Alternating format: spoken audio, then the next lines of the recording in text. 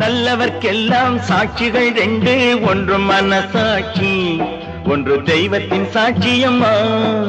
நம்பிக்கை வைத்து கல்லையும் பார்த்தால் தெய்வத்தின் காட்சியம்மா. அதுதான் உள்ளத்தின் காட்சியம்மா, அதுதான் உண்மைக்கு சாட்சியம்மா. நல்லவர்க்கெல்லாம் சாட்சிகள் ரெண்டு, ஒன்று மனசாட்சி, ஒன்று தெய்வத்தின் சாட்சியம்மா, தெய்வத்தின் சாட்சியம்மா.